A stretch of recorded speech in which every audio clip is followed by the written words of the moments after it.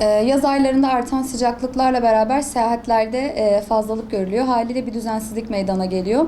Burada riskli grup diye düşündüğümüz, yani büyüme ve gelişme çağı devam eden çocuklarda beslenme ekstra bir önemli oluyor. Haliyle de ailelere büyük rol düşüyor. Ebeveynlerin çocuğa ara öğün alışkanlığı kazandırması gerekiyor. Bu az önce dediğim gibi çocukta bir iştahsızlık mevcutsa hem azar azar ve sık sık beslenmesini sağlayacaktır. Ara öğünlerde de daha çok ev yapımı meyve suları tercih edilebilir, meyveler tercih edilebilir. Daha çok meyveyi tercih etmesi büyüme ve gelişme çağındaki çocuğun ihtiyaçlarını daha çok karşılayacaktır posta içeriğinden dolayı. Yeterli su tüketilmesini sağlamaları gerekiyor ailelerin çocuklar için. Yeterli su tüketiminin en önemli, en belirgin özelliği de açık renkte idrardır. Aileler buna dikkat etmesi gerekiyor. Yaz aylarında sıcaklığa bağlı olarak terleme ile beraber su kaybı yaşanıyor. O yüzden olabildiğince zaman zaman çocuğa su içme hatırlatması yapılması gerekiyor. Sıcak hava yiyeceklerin çabuk bozulmasına neden olduğu için dışarıda satılan paketli gıdaların çok fazla tüketilmemesi gerekiyor. Yaz aylarında çocuklarda ishal durumu görülebiliyor.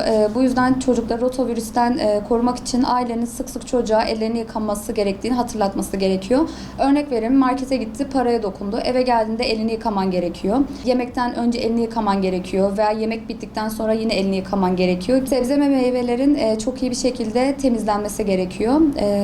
En azından bu şekilde sebze ve meyvedeki bakteriler de yok olmuş oluyor. Bozulma riski arttığı için kremalı besinleri olabildiğince erken sürede tüketmeleri gerekiyor.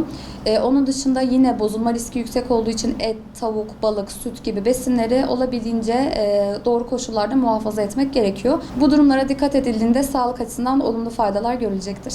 Şimdi küçük yaştaki çocuklara neden paketli gıdalardan uzak durun diyoruz? Çünkü bu yaşta kazanılan alışkanlıklar ileride de devam edecektir. Paketli gıdaları tercih etmek yerine burada ev yapımı tarifleri deneyebilirsiniz. Örnek veriyorum, hazır cips almak yerine mercimekten cips yapmak gibi, hazır böyle meyve suları almak yerine evde yapılan ev yapımı meyve suları tercih edilebilir. Veya hazır şekerli içecekler almak yerine kefir gibi işte meyve içeriği yüksek besinler tercih edilebilir.